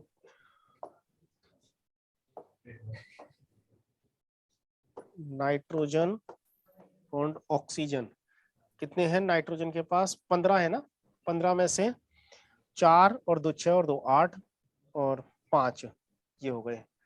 तो 1 2 3 4 1 2 3 4 5 ये स्ट्रक्चर होगा बच्चों, ये वाला स्ट्रक्चर नहीं है। हाँ बच्चे। फिर इसका बॉन्ड ऑर्डर तो 2 हो गया है ना बच्चे? इसका bond order molecular orbital theory से निकालना है। Yes sir. एन और उसका O के बीच में जितने भी बॉन्ड है by resonating structure. By resonating structure. तो सर बॉन्ड 4/2 करेंगे तो 2 ही आ रहा है। बच्चे वो 2/2 करते हैं एक्चुअली। यहाँ पर ना 3 इलेक्ट्रॉन बॉन्ड होता है। यहाँ पर एक 3 इलेक्ट्रॉन बॉन्ड बनता है। NO में एक 3 इलेक्ट्रॉन बॉन्ड बनता है, इसकी वजह से ऐसा होता है। लेकिन यहाँ पर हमें इस एक बार में क्या दिखाई दे रहा है? ऑक्सीजन के पास सिंगल इलेक्ट्रॉन है, दूसरे में नाइट्रोजन के पास सिंगल इलेक्ट्रॉन है। Okay sir. ऐसा दिखाई दे रहा है, लेकिन ये एक्चुअली में ऐसा होता नहीं है। ये ऑड इलेक्ट्रॉन होता है, तो इसमें 3 इलेक्ट्रॉन बॉन्ड बन जाता है। तो ये ऑड इलेक्ट्रॉन है, तो कैसा हो जाएगा? पैरामैग्नेटिक। सर हाँ बच्चे। सर ये आपने लुईस स्ट्रक्चर बनाया ना इसका? हाँ बच्चे, लुईस स्ट्रक्चर बनाया है। ठीक है। सॉरी। हाँ हाँ बच्चे। सर ये चीज समझ नहीं आई कि मतलब पहले ऑक्सीजन पे सिंगल था, उसके बाद नाइट्रोजन पे सिंगल इलेक्ट्रॉन आ गया। बच्चे इलेक्ट्रॉन तो मूव कर सकते हैं ना? Yes sir. अब जो सिंगल इलेक्ट्रॉन है वो नाइट्रोजन के पास रहना पसंद करेगा या ऑक्सीजन के पास? ऑक्सीजन के पास। ऑक्सीजन के पास। ऑक्सीजन ज्यादा इलेक्ट्रोनेगेटिव है, सिंगल इलेक्ट्रॉन रखेगा या आपने पूरे इलेक्ट्रॉन का रखेगा? पूरे। मतलब दोनों भी रख सकता है ना? दोनों भी रख सकता है सर। दोनों रखना चाहेगा ना। तो ये वाला फॉर्म रहेगा, नाइट्रोजन के पास सिंगल इलेक्ट्रॉन है, लेकिन एट द सेम टाइम क्या हुआ, इसमें से एक इलेक्ट्रॉन इधर आ गया और इधर का एक इलेक्ट्रॉन इसके बीच में इसके पास पहुंच गया। मतलब बॉन्ड का एक इलेक्ट्रॉन तो नाइट्रोजन के पास आ गया, ऑक्सीजन का एक इलेक्ट्रॉन इसके बीच में आ गया। तो क्या हो गया, नाइट्रोजन के पास इलेक्ट्रॉन पेयर्ड हो गए, ऑक्सीजन के पास इलेक्ट्रॉन कैसा हो गया, अनपेयर्ड हो गया ना। फिर तो ये पार्शियल बॉन्डिंग नहीं होगी बच्चे। मैं कह तो रहा हूं तुमसे, यहाँ पर जो है 3 इलेक्ट्रॉन बॉन्ड बनता है। वो 3 इलेक्ट्रॉन बॉन्ड में तुम्हें दिखा नहीं सकता, इसलिए मैं बार बार क्या कह रहा हूं, यहाँ पर 3 इलेक्ट्रॉन बॉन्ड बनता है। ठीक है। ऑक्सीजन अपनी बॉन्ड मतलब इलेक्ट्रॉन जाने देगा। भाई एक बात बताओ, तुम्हारे पास चाहे कितनी भी ताकत सही, अगर तुम्हारे पास कोई सामान है और तुम्हारे पास कोई तुम्हारा जानकार बैठा है, अगर उसे भूख लगी है, तुम कोई चीज दोगे या नहीं दोगे? थोड़ी बहुत दे देंगे सर। क्यों? तुम्हारे पास तो ताकत है, तुम उससे छीन सकते हो, फिर भी उसे दे रहे हो। सर हमें भूख नहीं लगी ना अभी। नहीं क्यों? अगर तुम्हें बहुत ज्यादा भूख भी लगी हुई है, थोड़ा बहुत तो तरस खाओगे या नहीं? यस।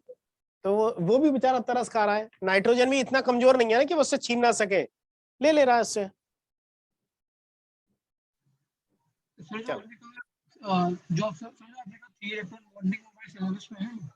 क्या चीज बेटा? सर जो आपने कहा ना 3 इलेक्ट्रॉन बॉन्डिंग, हाँ वो हमारे सिलेबस में है?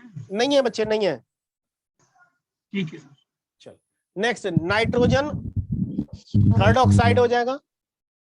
नाइट्रोजन थर्ड ऑक्साइड है, मतलब नाइट्रोजन की ऑक्सीडेशन स्टेट यहाँ पर +3 है, तो इसलिए इसको नाइट्रोजन थर्ड ऑक्साइड कह देंगे। अब ये किसके कॉम्बिनेशन से बना है, देखना जरा, कौन कौन जुड़ा इसके साथ इसमें? ये कौन है? N2O या ओ भाई दोबारा चेक कर, ये N2O है या NO2 है? NO2। और ये क्या है? NO। NO2 और NO के कॉम्बिनेशन से बनता है N2O3। सर हाँ बच्चे। सर फर्स्ट वाले में नाइट्रोजन 4 बॉन्ड्स कैसे बना रहे हैं? कहाँ 4 बॉन्ड बना रहा है बच्चे? अच्छा ये वाला केस में तो यहाँ पर नाइट्रोजन पर पॉजिटिव चार्ज आ जाएगा या नहीं? यस सर, वो शो नहीं हो रहा था इसमें। हाँ बच्चे, एक पर पॉजिटिव आ जाएगा, दूसरे पर नेगेटिव आ जाएगा। इस पर नेगेटिव है, इसमें इधर पॉजिटिव आ जाएगा और इधर पॉजिटिव आ जाएगा, इधर नेगेटिव आ जाएगा। सर ये कोऑर्डिनेट बॉन्ड है ना? कौन सा वाला? सर वही जो इलेक्ट्रॉन दे रहा है। हाँ बिल्कुल कोऑर्डिनेट बॉन्ड ही होगा। अगर कोई इलेक्ट्रॉन पेयर शेयर कर रहा है अपना, तो कोऑर्डिनेट बॉन्ड बना रहा है। लेकिन कोऑर्डिनेट बॉन्ड एक बार बन गया तो हम ये नहीं बता सकते वो सिंपल कोवेलेंट बॉन्ड है या कोऑर्डिनेट कोवेलेंट बॉन्ड है। सर ऊपर N2O को नाइट्रोजन ऑक्साइड लिखेंगे या डाई नाइट्रोजन ऑक्साइड लिखेंगे? उसको बच्चे डाई नाइट्रोजन मोनो ऑक्साइड कहेंगे। Okay sir. नेक्स्ट NO2 में भी नाइट्रोजन के पास एक सिंगल इलेक्ट्रॉन होगा, ये भी कैसा होगा? ऑड इलेक्ट्रॉन होगा। Yes sir. तो नाइट्रोजन 4 ऑक्साइड है, ये क्या है? ऑड इलेक्ट्रॉन है, और ऑड इलेक्ट्रॉन के साथ साथ ये पैरामैग्नेटिक होगा। यस। और इसके साथ साथ एक चीज और होगी, ये ब्राउन कलर का होगा, ब्राउन गैस है। कैसी गैस है बच्चों? ये ब्राउन कलर की। और ये NO2 मॉलिक्यूल डाइमेराइज होकर किस में कन्वर्ट हो जाएंगे? N2O4 में। ये दोनों एक दूसरे के साथ जुड़ गए ना, 2 NO2 मॉलिक्यूल। Yes sir. इसका एक सिंगल इलेक्ट्रॉन था, देखना, N double bond O single electron, N double bond O single electron, ये आपस में जुड़ गए, N2O4 बन गया, डाइमेराइज हो गया। Yes sir. अब ये कैसा होगा? ऑड इलेक्ट्रॉन होगा या नहीं? No sir. तो ये कैसा हो जाएगा? डायमैग्नेटिक।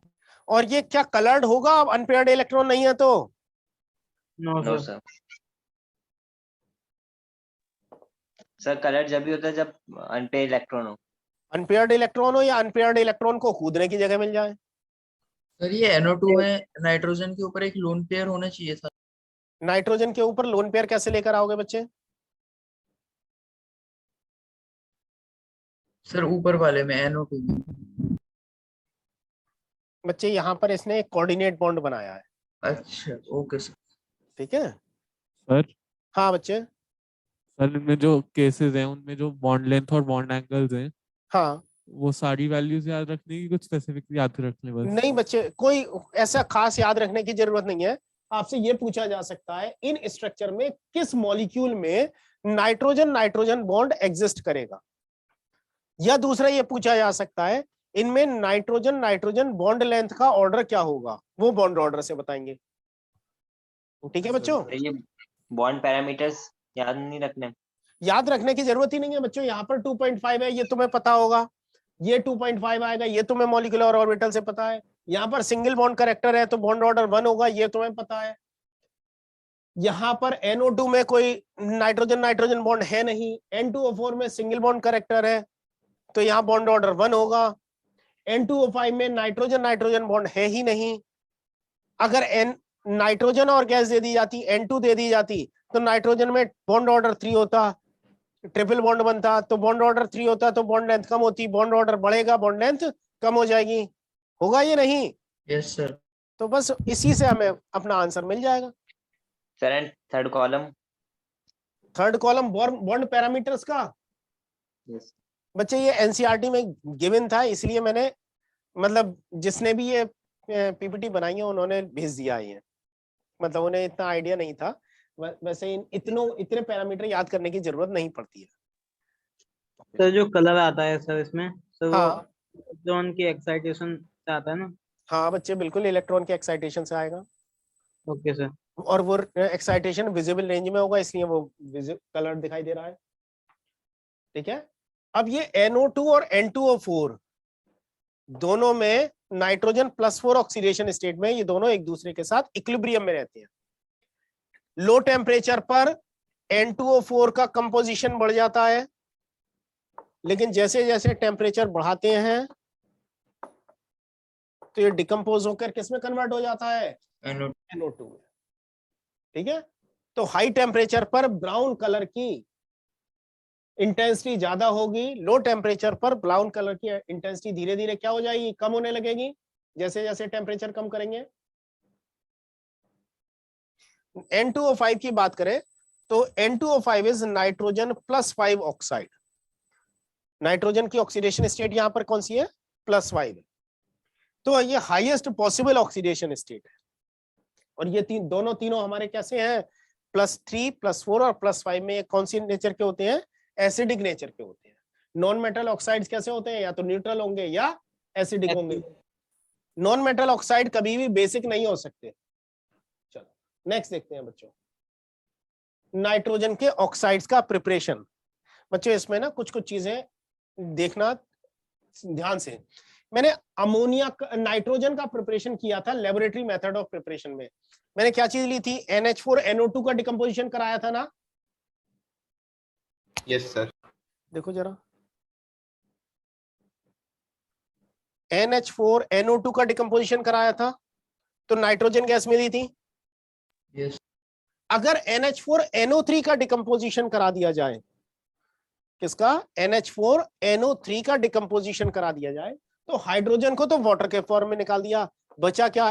N2O बच जाएगा या नहीं? बचेगा। तो सबसे आसान तरीका है इसे, इस रिएक्शन को याद करने का। Yes sir. अच्छा, used as एनास्थेटिक। एनास्थेटिक का मतलब है क्या है? एनास्थेटिक क्या होते हैं बच्चों? सर वो जब क्या बच्चे? बेहोश करने की दवाई। जरूरी है हमेशा बेहोशी करेंगे? नींद के लिए मार भी सकते हैं। मार भी सकते हैं। अच्छा, वेरी गुड। अगर तो उठेंगे बच्चों, अगर आपके न्यूरॉन्स को नम कर दूं तो आपको पता चलेगा आपकी इस बॉडी पर क्या हो रहा है? तो अगर एनास्थेटिक क्या करेंगे? आपके उस पर्टिकुलर बॉडी पार्ट को नम कर देंगे, सुन्न कर देंगे। Sir pain killer? नम कर देंगे, नम कर देंगे। तो बच्चों डेंटल सर्जरी जो होती है ना, उसमें लाफिंग गैस का इंजेक्शन दिया जाता है छोटा सा, सेंस कम करने के लिए, बिल्कुल सेंसिटिविटी खत्म हो जाती है। और इसी को हम क्या, कौन सी गैस बोलते हैं? N2O को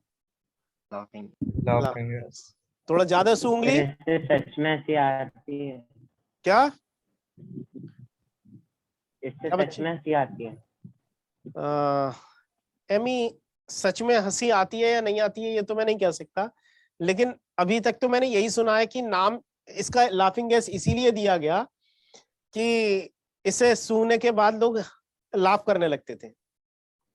इसमें कितनी सच्चाई है मैं नहीं कह सकता बच्चों, ठीक है, ऐसा सुना जरूर है मैंने। चलो, क्योंकि अगर हाँ बच्चे सर, एनेस्थीसिया और एनेस्थेटिक में कोई डिफरेंस है क्या? एनेस्थीसिया और एनेस्थेटिक में नहीं, कोई बहुत डिफरेंस तो नहीं होगा, बस वो बायोलॉजी वालों से पूछोगे शायद वो कुछ डिफरेंस बता पाए। नहीं, जैसे सर हमने पढ़ा था ना एराइल हैलाइड्स में, सर हमने पढ़ा था कि अगर एनेस्थीसिया को हम सनलाइट की प्रेजेंस पे रखते हैं तो फिर वो पॉइजन के फॉर्म में कन्वर्ट हो जाता है। हाँ, तो सर यहाँ पे भी उसका सेम चीज होगा? बच्चे वो ना एनास्थेटिक पॉइजन नहीं बन जाता, वो एक्चुअली क्लोरोफॉर्म में एक कंपाउंड बनता है जो पॉइजनस नेचर का होता है। ओके सर, ठीक है, तो वो तो एक केमिकल रिएक्शन हो जाती है लाइट की प्रेजेंस में। ठीक, नेक्स्ट नाइट्रिक। हाँ बच्चे, इसमें याद क्या करना है बच्चे? रिएक्शंस कैसे बना रहे हैं? आंसर्स के जो ये लिखा है, like used as a anaesthetic and laughing gas. बिल्कुल बिल्कुल बिल्कुल, ये काम किए हैं बच्चे, बिल्कुल काम किए हैं ये। ठीक है सर, ठीक है, एडवांस के क्वेश्चन के लिए काम आती हैं बच्चे। ठीक है, जो चीजें तुम्हें लग रहा है कि यूजलेस है, उनका सबसे ज्यादा यूज इनऑर्गेनिक में जेई एडवांस में होता है।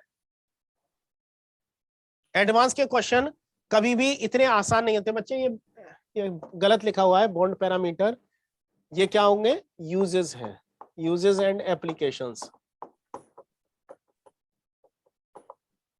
Uses and applications. अब बच्चों NO की बात करें, नाइट्रिक ऑक्साइड की, तो कॉपर की HNO3 के साथ रिएक्शन कराते हैं तो हमें क्या मिल रहा है? नाइट्रिक ऑक्साइड मिल रहा है। और ये कैसा है? डाइल्यूट HNO3 है। कॉपर की अगर डाइल्यूट HNO3 के साथ रिएक्शन कराते हैं तब क्या मिल जाता है बच्चों? कॉपर की डाइल्यूट HNO3 के साथ रिएक्शन करा रहे हैं तो क्या मिल रहा है? नाइट्रिक ऑक्साइड गैस मिल रही है। क्लियर? Yes sir. सर हाँ बच्चे, सर एक रिएक्शन का डाउट है, वो लास्ट में पूछ लूं? हाँ पूछ लेना बच्चे। ठीक है। दूसरा बच्चों, ये HNO2 ऊपर नहीं है, 2 नीचे होगा। HNO2 नाइट्रस एसिड है बच्चों, ये नाइट्रस एसिड है ना, HNO2। Yes sir. और अगर इन दोनों की बात करें तो ये HI है। Yes sir. कलेक्टिवली तो HI जो है ऑक्सीडाइजिंग एजेंट है या रिड्यूसिंग एजेंट है? रिड्यूसिंग। HNO2 में नाइट्रोजन की ऑक्सीडेशन स्टेट +3 होती है या नहीं? Yes sir. तो HNO2 को HI क्या कर रहा है? रिड्यूस कर रहा है, किसमें? नाइट्रिक ऑक्साइड में, और खुद ऑक्सीडाइज हो रहा है। तो आयोडाइड का ऑक्सीडेशन आयोडीन में हो गया या नहीं? हो गया। तो अगर हम HNO2 को HI से रिड्यूस कर दें तब भी हमें कौन सी गैस मिलेगी? Nitric oxide. यस। अच्छा, अब बच्चों ये वाली कहानी यहां देखना। ओस्टवाल्ड मेथड ऑफ प्रिपरेशन जो है अमोनिया के मैन्युफैक्चर का, उसमें ये NO गैस यूज की जाती है। NO गैस का यूज क्या है? NO गैस का यूज क्या है बच्चों? नाइट्रिक एसिड के प्रिपरेशन में यूज करते हैं। ठीक है, न्यूट्रल ऑक्साइड है, नॉट एन एसिड एनहाइड्राइड। बच्चों कभी कभी हम कह सकते हैं कि ये एसिड एनहाइड्राइड है, ये कोई एसिड एनहाइड्राइड नहीं है, क्योंकि ये किस नेचर का है? न्यूट्रल ऑक्साइड है।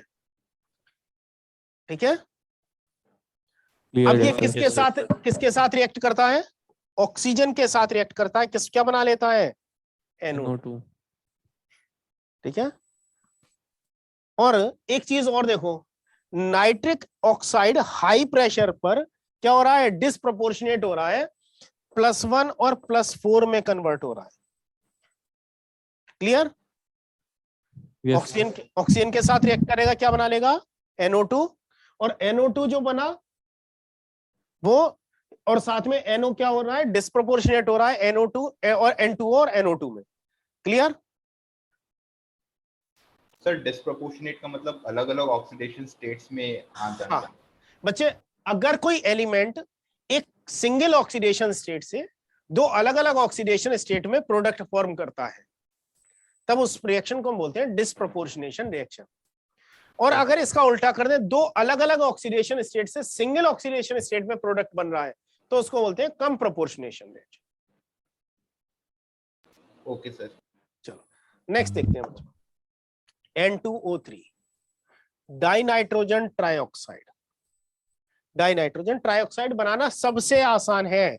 नाइट्रिक ऑक्साइड लिया और NO2 लिया, नाइट्रोजन डाइऑक्साइड, इन दोनों का कॉम्बिनेशन करा दिया, क्या मिल गया, N2O3। दूसरा, नाइट्रोजन की ऑक्सीजन के साथ रिएक्शन कराई। बच्चों जरा देखना, अभी मैंने यहां पर NO की ऑक्सीजन के साथ रिएक्शन कराई, NO2 बना था ना बच्चों। यहां पर इस रिएक्शन में बात करें तो NO ऑक्सीजन के साथ रिएक्शन करके NO2 बना रहा है या नहीं? Yes sir. अब ये NO2 क्या सारा का सारा NO में कन्वर्ट हो गया, या थोड़ा बहुत NO अभी भी बचा होगा? भाई एक साथ तो नहीं हो रहा है ना सारा कुछ। तो जो NO बचा वो आपस में ही NO2 के साथ रिएक्ट करके किसमें कन्वर्ट हो जाएगा, N2O3 में। Yes sir. तो NO की ऑक्सीजन के साथ रिएक्शन कर रहे हैं, तो NO2 और NO का मिक्सचर मिलेगा, वो आपस में जुड़कर N2O3 में कन्वर्ट हो जाएंगे। Yes sir. अच्छा, अब ये कैसा सॉलिड है, ब्लू कलर का सॉलिड है, एसिडिक ऑक्साइड है, और HNO2 का एनहाइड्राइड कहते हैं बच्चों। जरा देखना, मेरे पास है CH3COOH,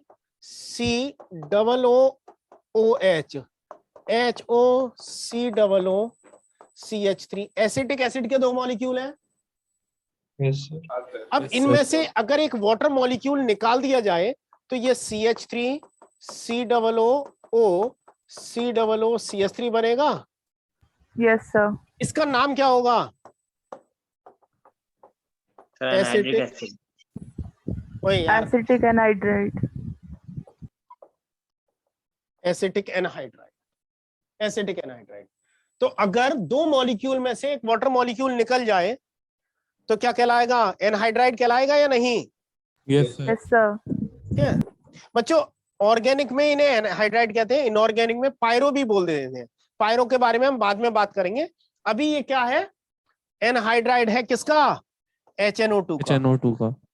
ठीक है, अगर दो मॉलिक्यूल ले लें तो H2N2O4 हो जाएगा, उसमें से एक वाटर निकाल दें तो N2O3 बच जाएगा। Yes sir. तो ये एनहाइड्राइड किसका कहलाता है, नाइट्रस एसिड का, वो नाइट्रस एसिड का। अब बच्चों नाइट्रस एसिड का एनहाइड्राइड है तो ये एसिडिक होगा ना,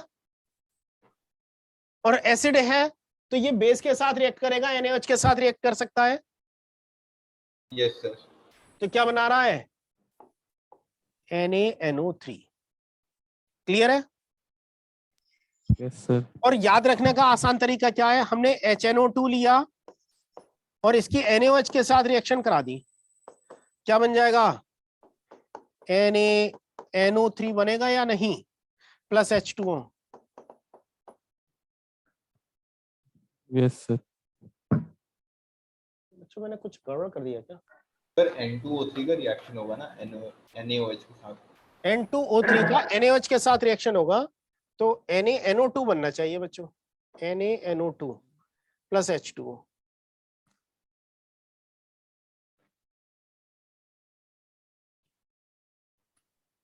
बच्चों N2O3, बच्चों ये N2O NaNO2 बनेगा, रिएक्शन भी गलत लिखी हुई है बच्चों। N2O3 की NaOH के साथ रिएक्शन कराएंगे तो क्या बनेगा, NaNO2 बनेगा। ठीक है, सोडियम नाइट्राइट बनेगा। क्लियर है बच्चों?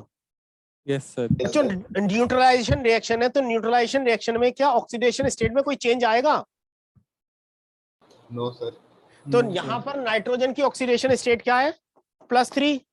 और NaNO2 में भी क्या होगी? +3। तो इसमें ऑक्सीडेशन स्टेट का चेंज नहीं आएगा। क्लियर? Yes sir. अब बात करते हैं नाइट्रोजन। सर आज के लिए बहुत ज्यादा हो गया सर। क्या बच्चे? सर कुछ ज्यादा हो गया सर आज के लिए। ज्यादा हो गया बच्चे? कल डाउट ले लो बच्चे, अगर मैं इतना स्लो चलूंगा तो काम कवर नहीं होगा ना। ये पहले ऑक्साइड तो कवर कर लें कम से कम। सर हाँ बच्चे। सर आज की क्लास के बाद कौन सी डीपीपी तक कर सकते हैं अटेम्प्ट? बच्चे मैंने डीपीपी देखी नहीं है। नाइट्रोजन फैमिली में आप अभी एक क्लास और लगेगी, नाइट्रोजन फैमिली खत्म होगी। तो आप कल लेंगे एक्स्ट्रा क्लास? नहीं बच्चे, कल संडे है, कल नहीं ले पाऊंगा। मुझे भी एक ही छुट्टी मिलती है। सर बताओ आप तो। ठीक है बच्चे। दूसरा मेथड क्या है? N2O4 या NO2 बनाने का। हम बात कर रहे हैं बच्चों NO2 की या N2O4 की। लेड नाइट्रेट का अगर हम थर्मल डिकम्पोजिशन कर दें तो क्या मिलती है बच्चों? NO2 गैस मिलती है। क्या कर रहे हैं बच्चों? लेड नाइट्रेट को अगर हम हीट करें, थर्मल डिकम्पोजिशन करें तो लेड ऑक्साइड और NO2 गैस मिलती है। और ये इंपॉर्टेंट रिएक्शन है बच्चों, पूछी जाती है इनडायरेक्टली और डायरेक्टली। ठीक है। कॉपर कौन HNO3 के साथ रिएक्शन कर रहे हैं बच्चों, कंसंट्रेटेड HNO3 के साथ। बच्चों कॉपर की एक रिएक्शन डाइल्यूट HNO3 के साथ देखी है पीछे NO के प्रिपरेशन में, एक ये वाली रिएक्शन, और कंसंट्रेटेड HNO3 के साथ दूसरी ये रिएक्शन देखी है।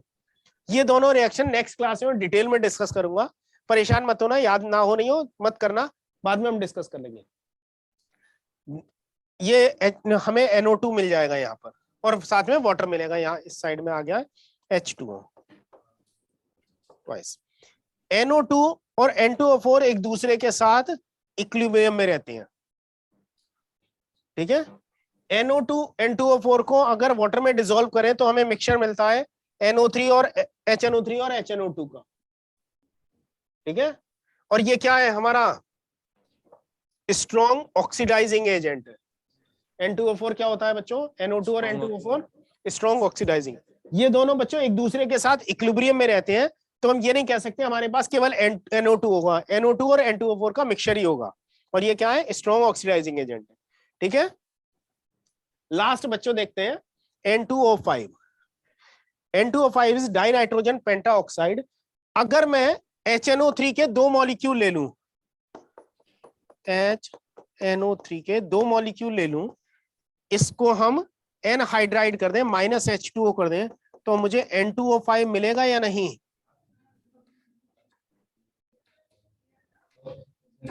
मिल जाएगा ना। HNO3 में से एक वाटर मॉलिक्यूल निकाल दिया, तो क्या ये एनहाइड्राइड है या नहीं HNO3 का? Yes sir. तो ये HNO3 का एनहाइड्राइड है। These are not bond parameters। ठीक है। अब क्या देखते हैं? HNO3 को एनहाइड्राइड डिहाइड्रेशन करा रहे हैं, तो P2O5 या P4O10 क्या है बच्चों? P4O10 is dehydrating agent. P4O10 या P2O5 क्या होता है बच्चों? डिहाइड्रेटिंग एजेंट होता है। ये वाटर निकालेगा, क्या बना लेगा यार? क्या है? H4HPO3 और N2O5। क्लियर है बच्चों? गैस फेज में ये डिकम्पोज होकर क्या बना देती है? N2O, NO और O2। क्या ले रहा हूं बच्चों? N2O5 क्या बना रही है? NO2 plus NO plus O2। अब ये ऑक्सीजन जो देगी, ऑक्सीजन ऑक्सीडाइज कर सकता है किसी को या नहीं? विक्रांत बच्चे माइक ऑफ करो। विक्रांत माइक ऑफ करना बच्चे। तो यहां पर ये क्या होगा? ऑक्सीडाइजिंग नेचर शो करेगा या नहीं N2O5? यहां पर ये ऑक्सीजन दे रहा है, किसी दूसरे को ऑक्सीडाइज करेगा, ऑक्सीडाइजिंग नेचर शो करेगा, और इसीलिए कैसा है? Oxidizing agent. Oxidizing agent. ये दूसरा क्या है, सॉलिड है। सॉलिड भी कैसा, डेलिक्वेसेंट। डेलिक्वेसेंट सॉलिड वो होते हैं जो पानी को एब्जॉर्ब कर लेते हैं और उसमें डिसॉल्व हो जाते हैं, ठीक है। यस और तीसरा बच्चों एक चीज और यहां पर याद रखना, ये जो है ये कोरोसिव नेचर का होता है।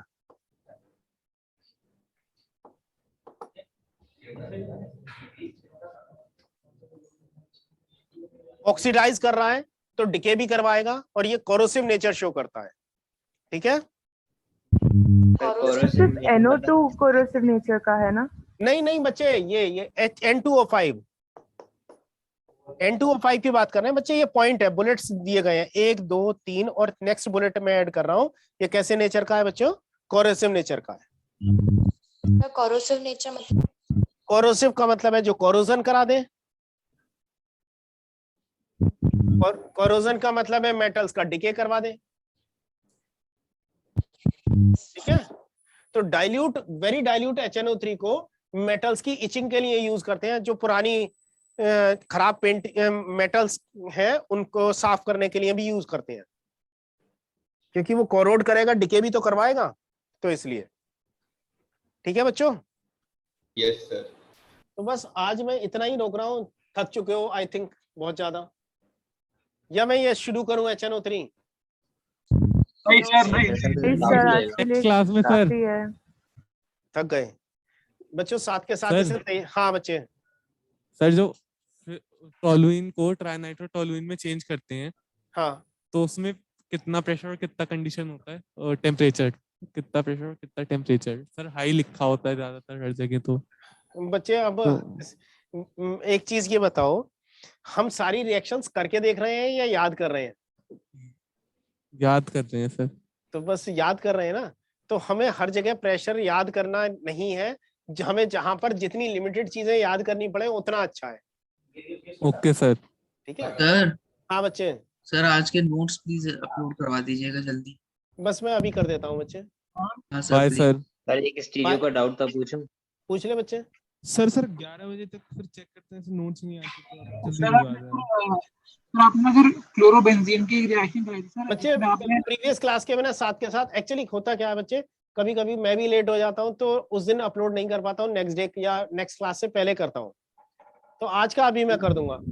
एक्चुअली जितना तुम लेट मेरे से मुझे रिलीव करोगे ना, उतनी मुश्किल हो जाएगी आपके नोट्स अपलोड करना, क्योंकि सेंटर पर सबको जाना होता है। PB4O10 को बोलेंगे क्या? क्या बच्चे? PB4O10 को बोलेंगे क्या? किसको? PB4O10। PB4 नहीं बच्चे, P4O10 है। हाँ sir. That is phosphorus pentoxide. Penta से 5 ऑक्सीजन होनी चाहिए, फीलिंग नहीं आ रही।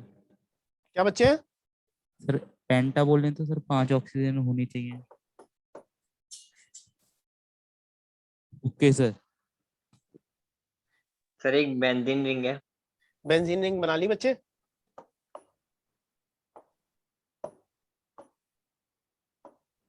हाँ बच्चे। सर उस पे नाइट्रोजन लगा हुआ है। नाइट्रोजन लगा दिया। और उसके साथ में डैश एंड वेज फॉर्म में एक तो लगा हुआ है CH2CH3।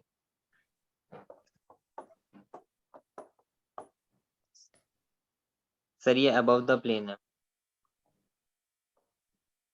और CH3 भी लगा हुआ है जो बिलो द प्लेन है। अब बताना है कि ये कायरल होगा कि नहीं होगा।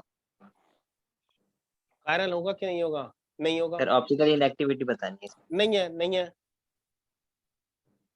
सर चैट में क्वेश्चन है। ये नाइट्रोजन का लोन पेयर डीलोकलाइज हो जाएगा ना रिंग में। Yes sir. तो डीलोकलाइज होगा तो यहाँ पर नाइट्रोजन कैसा हो जाएगा, sp2 हाइब्रिडाइज बन जाएगा या नहीं? Yes sir. ये एंड ये प्लेनर हो जाएगा इसके वजह से। प्लेनर हो जाएगा। Okay sir. चैट में क्वेश्चन भेजा। चैट में बच्चे, बस फिर बाद में चैट करेंगे हम। जितना भी टाइम मिलेगा मैं बच्चे, अभी ना मुझे भी कहीं बाहर जाना है, आई हैव टू ट्रेवल। तो नेक्स्ट क्लास में थोड़ा जल्दी मैं एंटर कर लूंगा, तो नेक्स्ट क्लास में हम पहले कर लेंगे या क्लास के बाद कर लेंगे? सर एक ओरल डाउट। हाँ पूछ बच्चे। सर डीपीपी में एक क्वेश्चन था कि NH3 को मतलब मैन्युफैक्चर करने के लिए मतलब प्रोसेस दे रखा था, तो हाँ। उसमें सर लो टेम्परेचर क्या रखा है आंसर में? क्या सर उसमें लो टेम्परेचर क्या रखा है आंसर में, लेकिन बच्चे- आपने तो हाई टेम्परेचर लिखवाया था। जरा एनसीईआरटी खोलकर देखना बच्चे। सर आपने हाई टेम्परेचर लिखवाया था 723 केल्विन। हाँ बच्चे, मैं वही कह रहा हूँ, एनसीईआरटी में भी यही लिखा हुआ है। डीपीपी का फिर सही करवा देना। यार तुम ऐसे क्वेश्चन बात बताओगे। एक चीज बताओ, ये एक्सोथर्मिक प्रोसेस है ना? Yes sir. तो ऐसा क्वेश्चन डीपीपी में दिया है। वैसे कभी भी जेईई में इस तरह का क्वेश्चन नहीं पूछा जाएगा। हम 723 को किसके रेस्पेक्ट में मान रहे हैं? 2-3 हजार डिग्री टेम्परेचर हो तब तो उसके रेस्पेक्ट में कहेंगे लो है, लेकिन अगर 100-200 के टेम्परेचर के रेस्पेक्ट में कहेंगे तो हाई है। तो हम इसे लो कहेंगे या हाई कहेंगे? क्योंकि ये रिएक्शन एक्सोथर्मिक है, इसलिए हमें नॉर्मली लो टेम्परेचर की जरूरत होती है ना। Yes sir. तो इसलिए वहां पर लो मार्क कर दिया है। अदरवाइज ऐसा क्वेश्चन पूछा नहीं जाएगा कभी भी, क्योंकि ये डिस्प्यूट है किसके रेस्पेक्ट में। हम कोई रेफरेंस लेंगे ना, इसके रेस्पेक्ट में ये लो है या हाई है। Okay sir. हाँ बच्चे,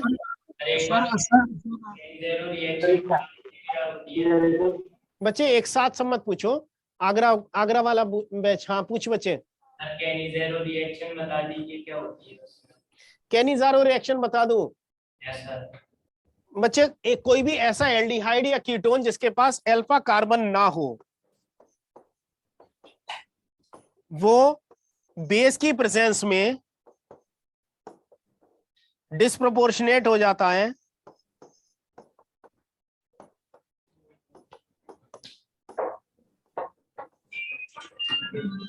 और अल्कोहल और एसिड बनाता है। इसके लिए नेसेसरी कंडीशन क्या है कि एल्डिहाइड या कीटोन के पास अल्फा हाइड्रोजन नहीं होना चाहिए। सर इस चैप्टर का रिवाइज कैसे करें? रिवीजन कैसे करें? बच्चों जितने कंटेंट मैंने आपको पढ़ा दिया है, इसके साथ साथ आप एनसीईआरटी को गो थ्रू हो जाओ। एनसीईआरटी को लाइन बाय लाइन रिवाइज कर लो। एक बार में सारी चीजें याद नहीं होंगी, 2 बार 3 बार इसको प्रैक्टिस करना पड़ेगा। Okay sir. ठीक है बच्चे, इसके लिए बार बार प्रैक्टिस करनी पड़ेगी बच्चों। आपने एक रिएक्शन कराई थी क्लोरोबेंजीन की, जिसमें आपने एक टेम्परेचर लिखवाया था 628 केल्विन। अच्छा सर एनसीईआरटी में कुछ और दिया है ना वो टेम्परेचर? कितना दिया है सर? वो मुझे याद नहीं है, मुझे देखना पड़ेगा सर। डिफरेंट टेम्परेचर के बच्चे वो मैं बता देता हूँ। जैसे 623 मैंने 623 कराया, वहां पर 643 होगा। इतना परेशान होने की जरूरत नहीं है, इसके आसपास ही रहेगा। ठीक है सर। ठीक है। अगर आप 643 की जगह 623 भी लिख दोगे ना, तो आपका गलत नहीं माना जाएगा। ठीक है, बस ये प्रेफर करना कि आपको बोर्ड के लिए बिल्कुल जो एनसीईआरटी के वर्ड हैं वो याद रहने चाहिए। जेईई में ये कोई मैटर नहीं करेगा। ठीक है बच्चों, चलो नेक्स्ट क्लास में मिलते हैं बच्चों। खुश रहो, मस्त रहो। नेक्स्ट क्लास में कंटिन्यू करेंगे। Thank you sir. वेलकम बच्चे। करा देना। हाँ बच्चे।